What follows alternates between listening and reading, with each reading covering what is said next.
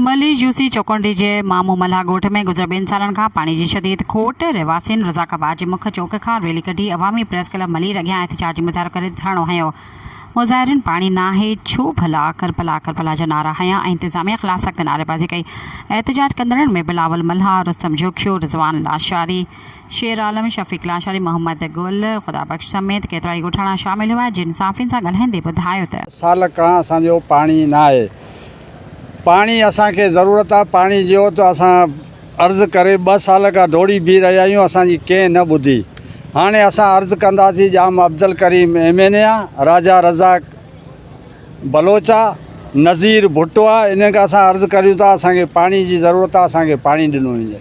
Sir हम मामू मल्हा गोठ में रहते हैं, हमारे पास पानी नहीं है, मेहरबानी करो पानी दो। हमारे बच्चे डब्बे लेके लोगों के घरों पे जाते हैं पानी लेने के लिए, वो भी पानी नहीं देते।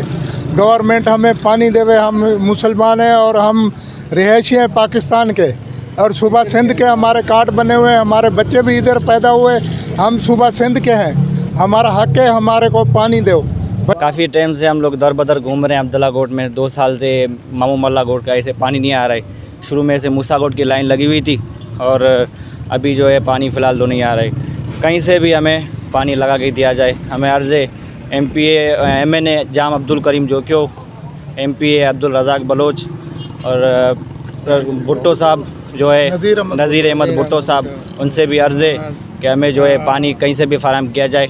असांजो मसलो इहो आहे, मामू मल्हा गोठ जा रिहायशी आहियूं असां, ऐं पाणी जो हद खां वधीक मसलो आहे। गर्मी जो मौसम लॻो पियो आहे, नंढा ॿार, मासूम, वॾा बुज़ुर्ग, औरतूं सभु परेशान आहिनि। असां मामू मल्हा गोठ जा रिहायशी आहियूं। आए ॾींहुं असांजो पाणी बंदि कयो वेंदो आहे ऐं हद खां वधीक असांखे तकलीफ़ ॾिनी वेंदी आहे। मुंहिंजो मुतालबो आहे नज़ीर भुट्टो ऐं पंहिंजो राजा रज़ाक साहब ऐं जाम अब्दुल करीम साहब खां त ही बुज़ुर्ग बीठा आहिनि अची ॾाढी सां। ही तमामु वॾो मसलो आहे, पाणी जो असांजो मसलो हल कयो वञे। अव्हांजी महिरबानी थींदी। सब्सक्राइब कयो अवामी न्यूज़ HD खे ऐं ताज़ा तरीन ख़बरुनि लाइ ॾिसंदा रहो अवामी न्यूज़ HD।